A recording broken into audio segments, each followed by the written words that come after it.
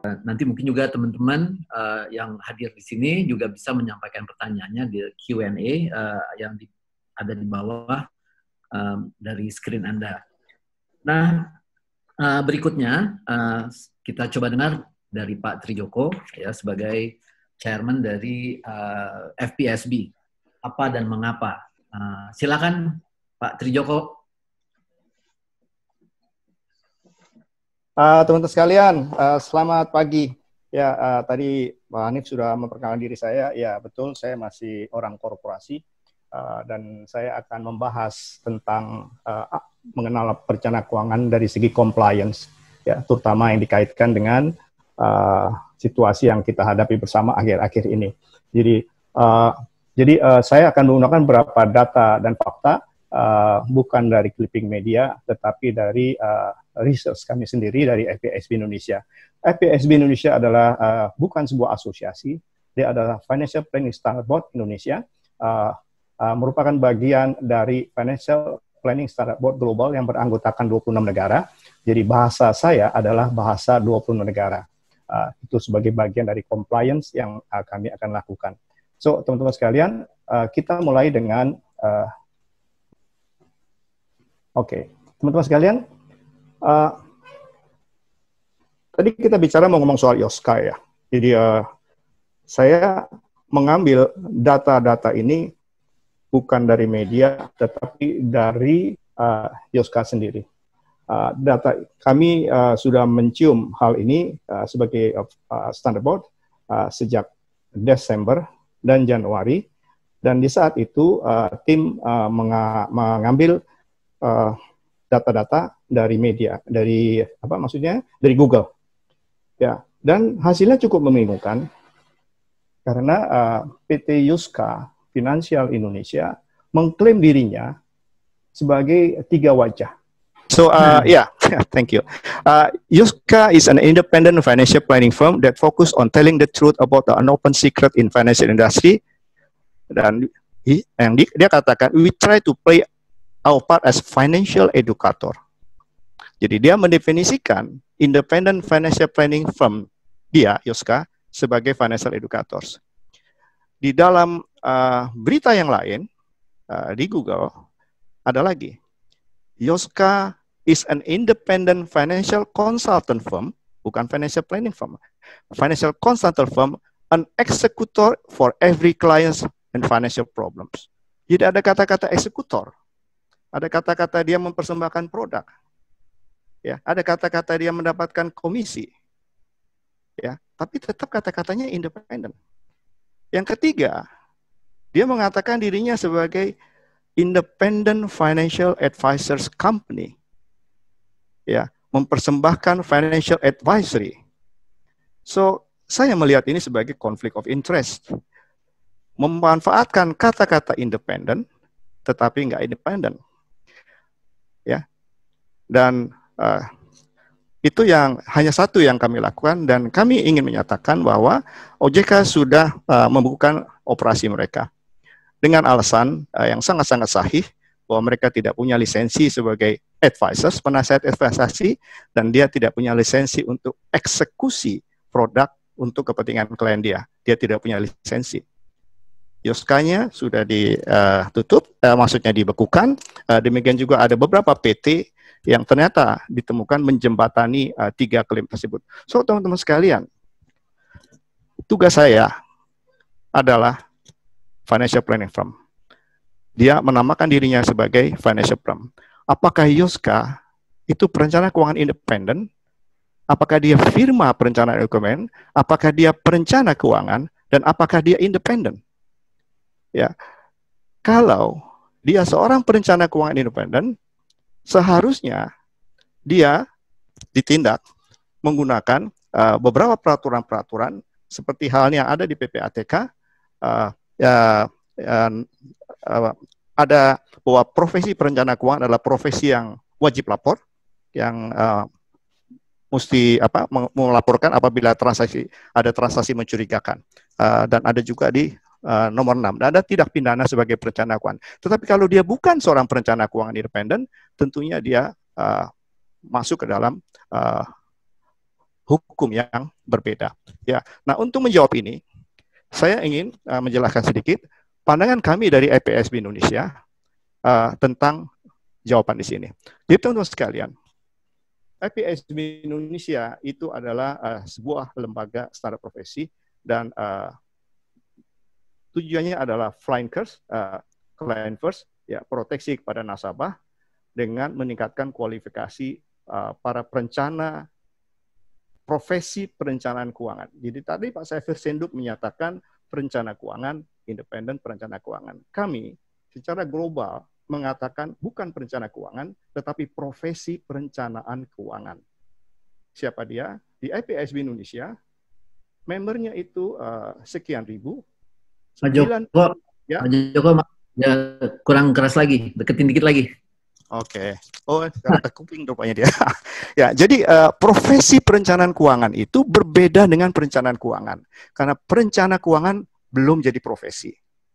Profesi perencanaan keuangan yang menjadi member di IPSB Indonesia, 96% adalah para perencana keuangan yang tight. Perencanaan keuangan yang sudah punya lisensi dari OJK. Lisensi apa? Misalnya sebagai agen asuransi, sebagai agen reksadana, sebagai penasihat investasi, dia bekerja di bank, dan seterusnya. Ya, jadi di sini kalau dikategorikan sebagai independen, jumlahnya nggak banyak. Ya, tetapi teman-teman sekalian, 3 pelanggaran kode etik dengan penalti yang tidak ringan yang dilakukan oleh Komite Kode Etik semuanya menggunakan kata-kata independen di sana. Para CFP yang mengklaim dirinya independen ternyata tidak independen. Ya, jadi begitu kami mendengar kata-kata independen di 20 negara seluruh dunia, kuping berdiri. Apa benar ada yang independen? Dari mana uangnya? Dari mana penghasilannya? Ya, jadi ini adalah apa yang dilakukan oleh FPSB. FPSB adalah bagian atau merupakan afiliasi dari IOSCO. Sahabat saya Pak Hanif mungkin aware siapa IOSCO. IOSCO adalah sebuah badan internasional yang bring together all the securities regulators, ya, yang terkait investasi menjadi satu di dalam IOSCO. Ada di 121 negara, termasuk Indonesia, termasuk Malaysia, termasuk Singapura dan negara-negara tetangga. Mereka bagian dari IOSCO. Nah, FPSB ini adalah affiliate member dari IOSCO. Ya, setiap tahun IOSCO dan FPSB membuat joint event seperti tanggal 7 sampai 14 Oktober adalah hari perencanaan, hari investor dunia. Bagaimana memprotek investor tersebut? Bagaimana menjaga mereka dari investasi bodong? Itu kita lakukan bersama di tanggal 7 sampai 14 Oktober. Lalu FPSB dan IOSCO juga menyelenggarakan namanya World Financial Planning Day. Bagaimana memprotek klien-klien dari perencanaan keuangan atau dari produk-produk yang tidak sesuai dengan kebutuhan mereka. Ya, jadi berdasarkan FPSB dan IOSCO, saya ingin memberikan masukan tentang kasus ini. Ya, jadi kalau dilihat di sini ada 26 negara dan ada Indonesia di situ. Jadi FPSB dan saya, kedudukan saya di Indonesia adalah perwakilan FPSB untuk Indonesia. Ya, tadi saya katakan FPSB Indonesia bukanlah asosiasi. FPSB Indonesia bermitra dengan FPA Indonesia. Kami punya badan sendiri, tapi kami seperti suami istri, ya, kami punya mimpi dan punya pantangan dan punya kebolehan yang bersama. Ya, jadi berapa member FPSB Indonesia itu bisa diklik dan dilihat, ya. Dan yang namanya sertifikasi kami melakukan hal seperti itu. Jadi tadi Pak Hanif sudah membuka bahwa suatu perjalanan panjang untuk membawa FPSB Indonesia yang sangat mahal dan panjang, ya. Mulai dari FPAI kita ngopi-ngopi aja sampai tahun 2013, lalu keluarlah FPAI. Setelah FPAI kita mendekati CFP Board atau FPSB sejak tahun 2009. Sejak tahun 1999 dan kami dapatkannya di 2006 dan baru 2007. Anda bayangkan 7 tahun berapa banyak duit yang hilang di sana. So FPSB adalah afiliasi FPSB, tugasnya mengadministrasikan, ya, mengeluarkan, menjaga sertifikasi CFP dan RFP di Indonesia secara eksklusif. Oke. Bagaimana pandangan FPSB tentang regulasi financial planners? Ya, ada 3 hal yang FPISB sarankan kepada IOSCO. 1, perencana keuangan, titelnya, judulnya, penggunaannya, itu harus diprotek secara legal dan secara regulasi.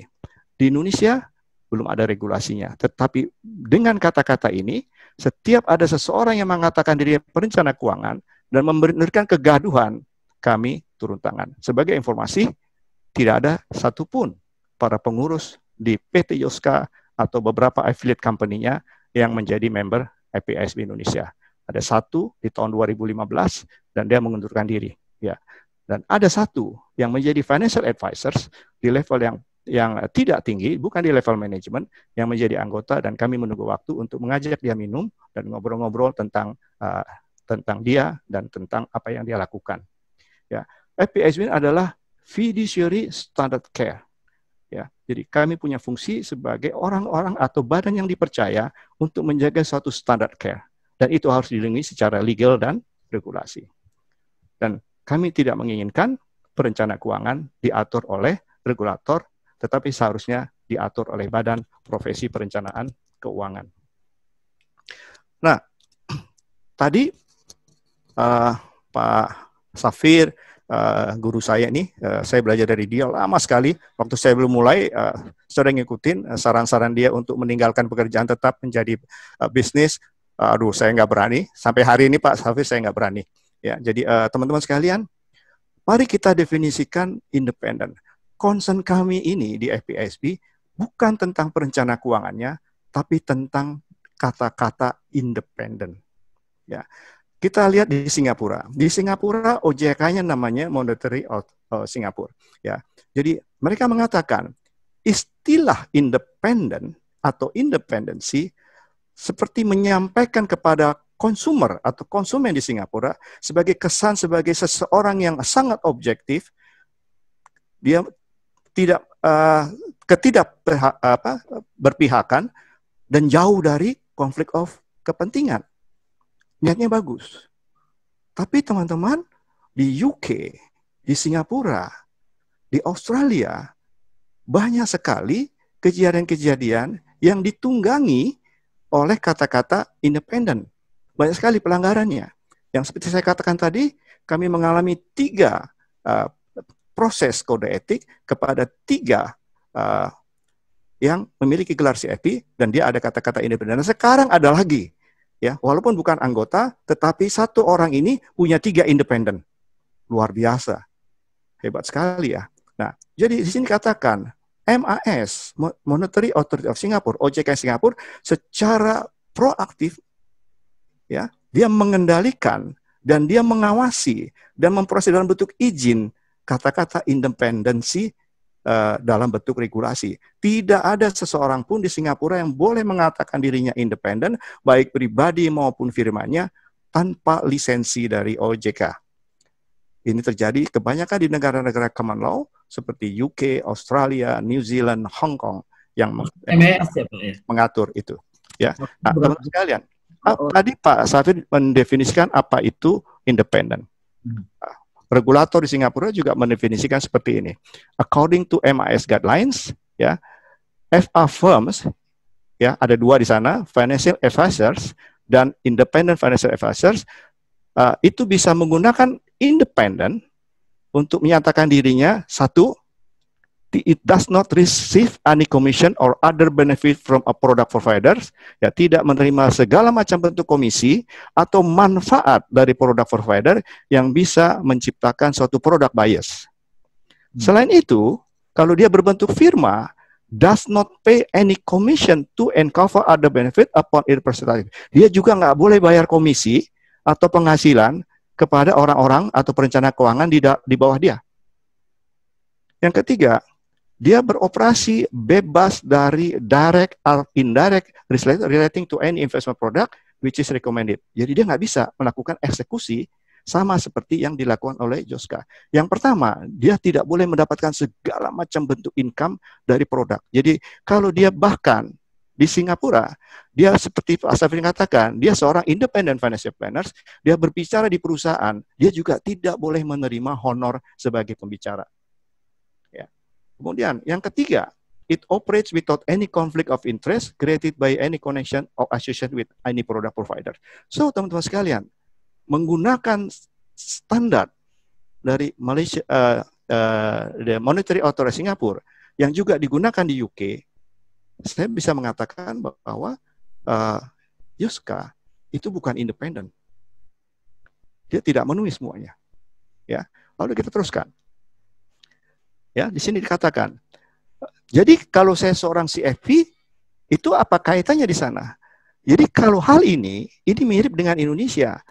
Baik saya CFP atau saya seperti Pak Hanif, ya, kita satu sekolah dulu waktu ambil CSFC, saya CSFC, atau saya Chartered Life Underwriters, ini keduanya datang dari American College, ya, apapun designasi yang terbesar itu di Singapura adalah yang 3 ini, itu nggak ada kaitannya dengan lisensi. Ini adalah sertifikasi. Ya, sertifikasi ini yang digunakan oleh perusahaan-perusahaan untuk meningkatkan trust dari konsumen kepada advisor-nya atau planner-nya.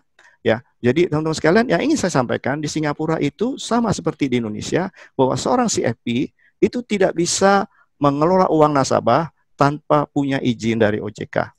Dia tidak bisa memberikan nasihat investasi.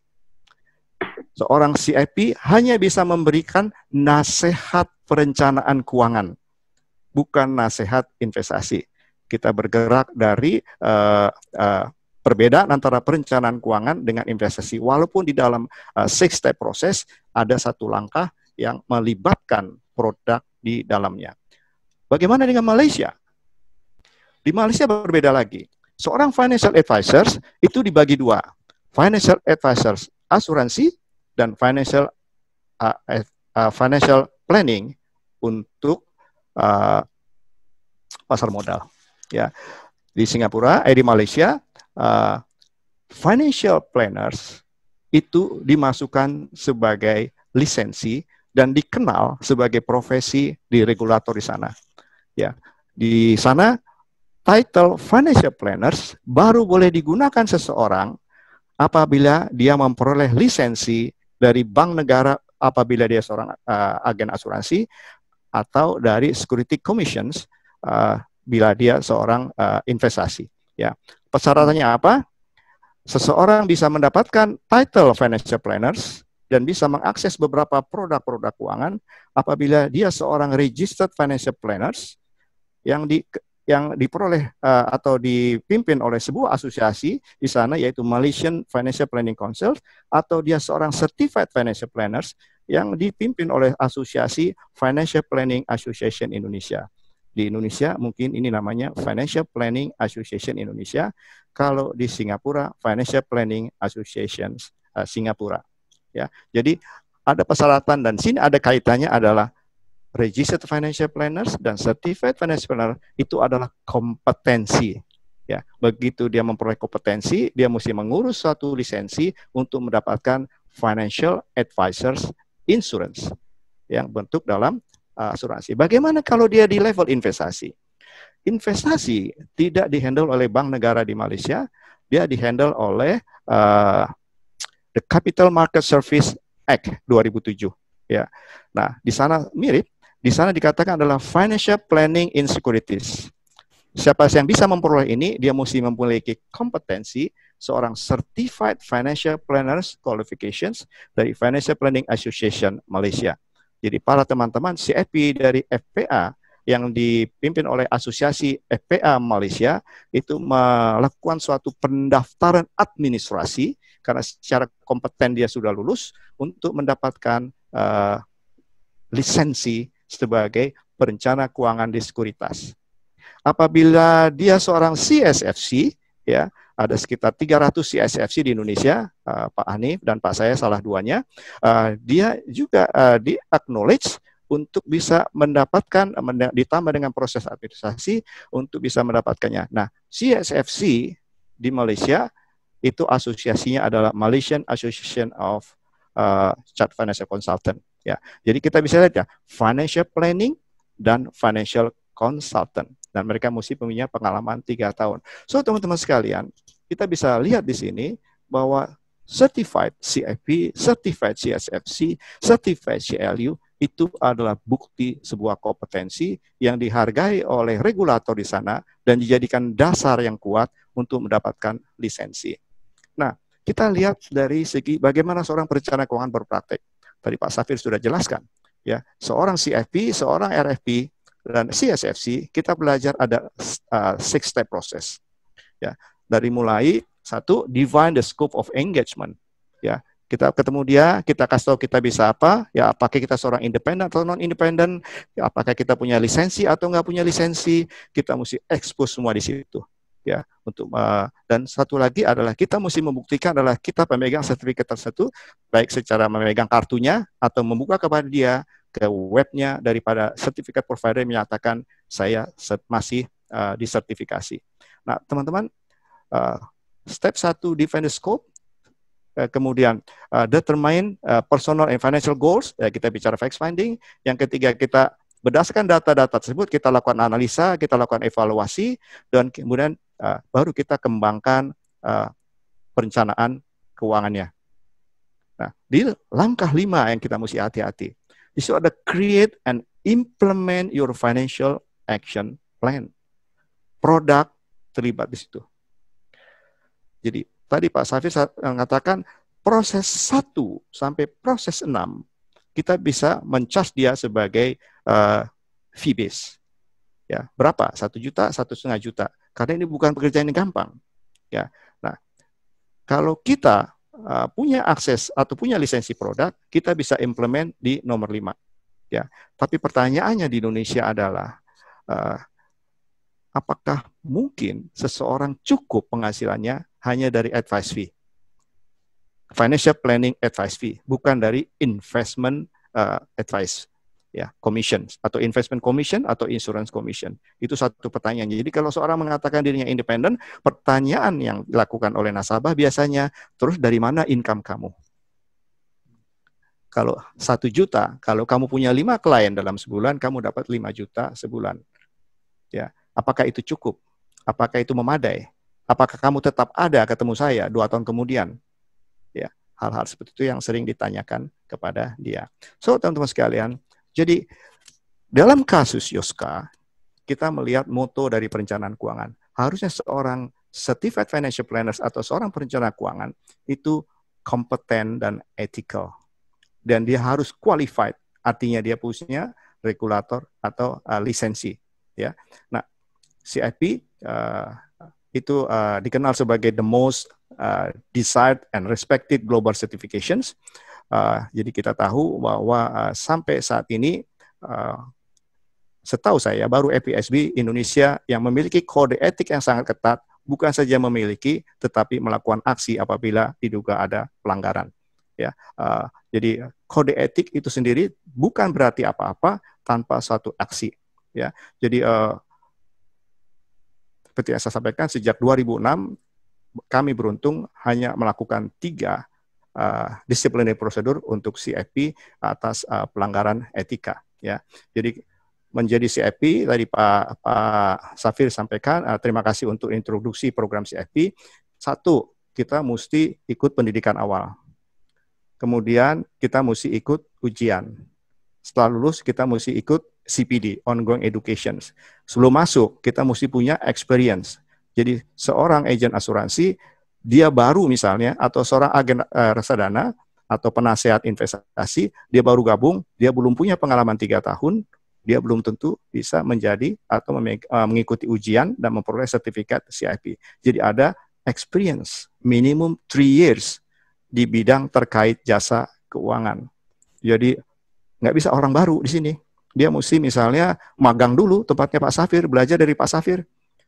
Setelah cukup waktu dan Pak Safir mengatakan, oke, dia magang di bawah saya, dia bisa mendapatkan pengecualian dari FPSB Indonesia hanya setelah 1 tahun. Nggak perlu 3 tahun. Tapi mesti ada yang bertanggung jawab di situ, seorang senior perencana keuangan yang memiliki nama baik, yang punya reputasi baik untuk bisa membimbing dia berpraktek. Ya, lalu ada kode etik, ya, ada ujian, teman-teman sekalian ya, yang belum CFP, 10 jam loh ujiannya, dan susah itu. Jadi kalau saya depan belakang bisa nyontek nggak, depan belakang juga soalnya sama, beda.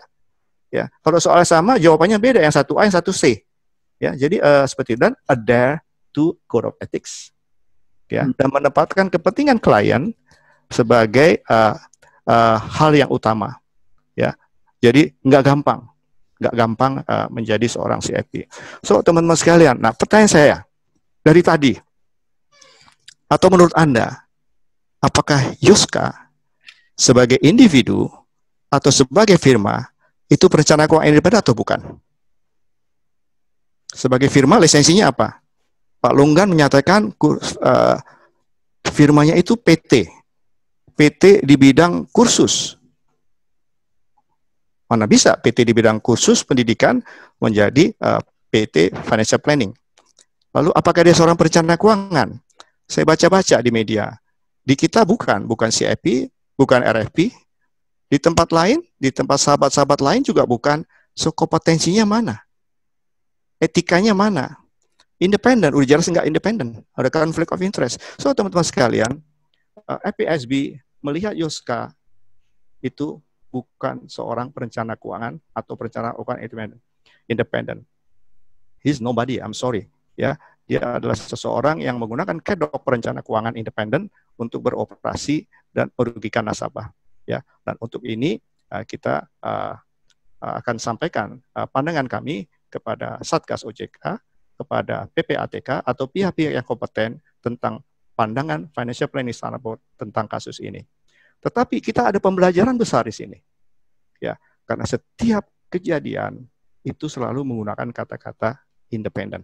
Ya, kita menginginkan bertemu dengan teman-teman perencana keuangan, ketemu dengan asosiasi-asosiasi, ketemu dengan regulator untuk melakukan redefinisi istilah independen di Indonesia. Ya, kami punya banyak cerita, banyak fakta, pengalaman negara maju.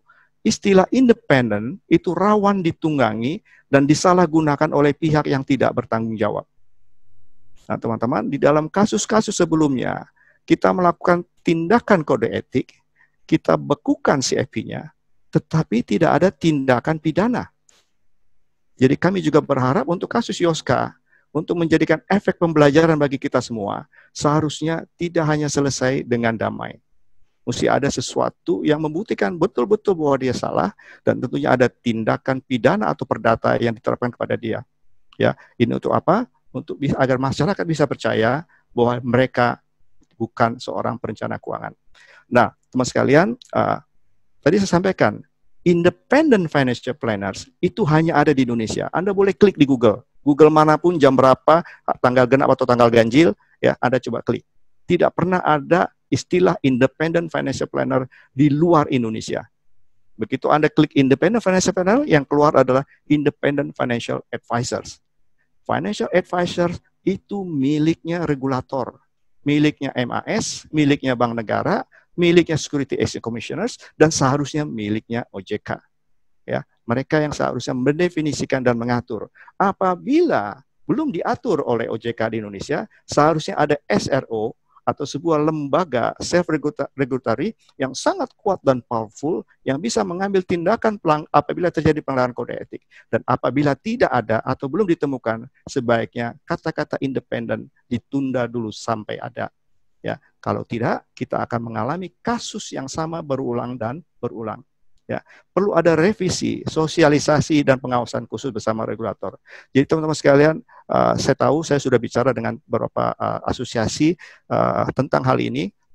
Saya tahu nggak nyaman, tetapi teman-teman sekalian, untuk kepentingan masyarakat, untuk kepentingan profesi kita mesti redefinisi istilah independen. Berbahaya. Ya, setiap orang bisa pakai. Sebulan yang lalu, ada sebuah perusahaan mengaku sebagai sudah dapat approval dari OJK mencari independent financial planners untuk direkrut menjual produk-produk crowdfunding. Ya, jadi istilah independen itu sangat populer, tetapi kita perlu satu badan yang mengawasi secara benar. FPSB bukan badan yang mengawasi, seharusnya ada sebuah asosiasi yang berani mati untuk bisa mengawasi dan mengambil tindakan-tindakan pelanggaran. So, kembali kepada kami, teman-teman, kalau mencari seorang perencana keuangan independen, CFP, gampang kok. Ya, kalau kemarin kasus Yuska, mereka sebenarnya tinggal klik aja www.fpsbindonesia.ad member list. Ada nggak di situ? mungkin dia bilang dia seorang CFP atau RFP. Kalau namanya tidak ada di situ, dia bukan seorang CFP atau RFP. Ya. Terus kalau ada mau tahu kode etik perencanaan keuangan seperti apa, tinggal klik www.FPS Indonesia kode etik profesi. Ya. Nah, kita lihat apakah saya masih bertindak sesuai dengan kode etik atau tidak. Ya. Karena kalau sampai terjadi suatu pelanggaran kode etik, ya tentu kita akan berhadapan dengan komite kode etik yang isinya orang-orang independen dan netral, percampuran antara praktisi keuangan dan juga bagian legal untuk melihat apakah ada pelanggaran kode etik atau tidak. Ya, untuk CFP dan untuk RFP. Sama juga terakhirnya pesan sponsor seperti Pak Saiful Senduk, untuk FPSB Indonesia Anda bisa klik www.fpsb Indonesia, untuk saya TD Santoso. Pak Hanif, saya kembalikan untuk tanya jawab. Thank you.